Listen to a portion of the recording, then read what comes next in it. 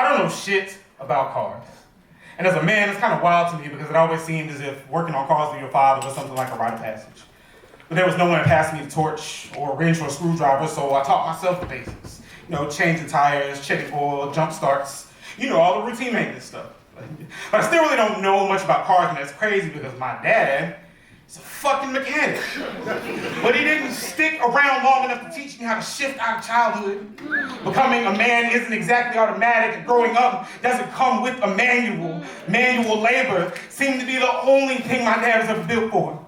Skilled enough to fix anything mechanical, but somehow managing to break everything else, and I watched how he dismantled my mother part by part with his bare hands. And my spirit broke down when he turned my room into his garage, when he jacked me up like one of the cars he'd work on, like something he could fix just by hammering it into submission in my adolescence.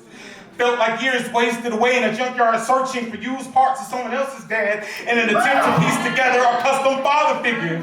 Because I've learned what to do when life gives you a lemon, but I wasn't ready for when it gave me a sour father. And there is no extended warranty on parents. You just have to take them as is.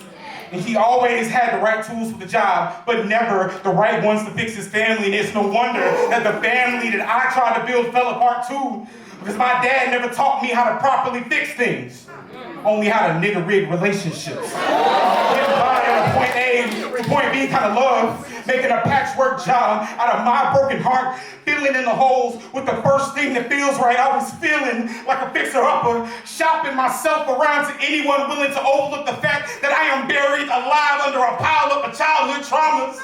I'm using bodies for body shops. I nut, then bolt, but in the end, it's always me that ends up screwed over because love for me has only ever been a total loss waiting to happen. And I am exhausted from constantly trying to repair the wreckage inside my chest, left behind by the emotions my dad stripped me of. And I said I'd never be like him, but I managed to manifest him in me later in the ugliest way.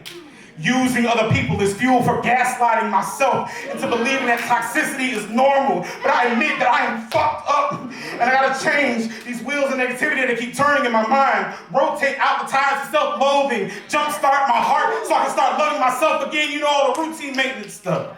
But I still really don't know much about cars, and it's crazy because I have wasted a lifetime longing for the mechanic when the whole time I needed a therapist and an actual fucking father.